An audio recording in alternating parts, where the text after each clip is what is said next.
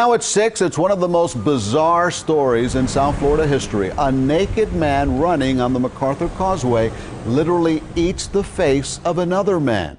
And the cannibalistic attack is caught on a surveillance camera.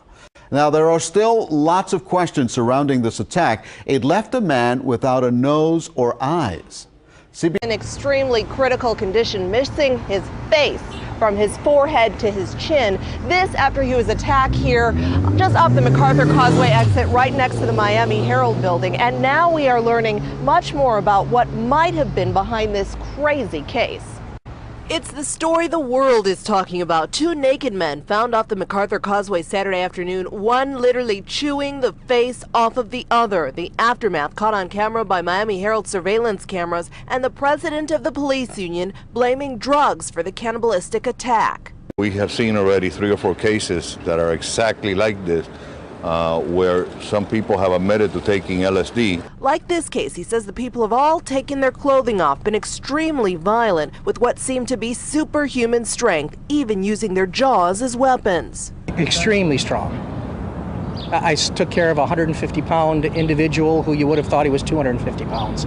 It took 6 security officers to restrain the individual. It's something ER doctor Paul Adams knows a lot about. We noticed an increase probably after Ultrafest. He says the new LSD is commonly called bath salts, and it can raise a person's body temperature to such a high degree that logic and the ability to feel pain are lost. Delirium sets in, and that often leads to disaster.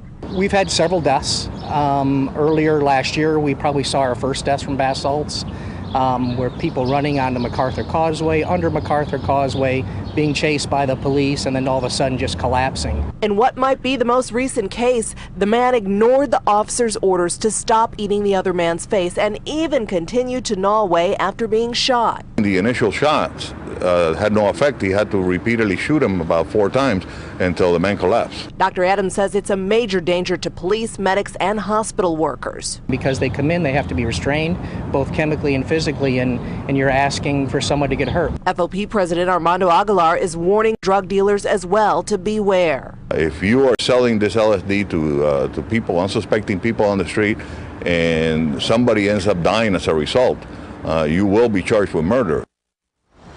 Miami police are still releasing very little about this case. They tell us they do not know the identities of either of those men involved. Of course, it will be ultimately up to the medical examiner's office to tell us for sure whether or not bath salts played a role in this case.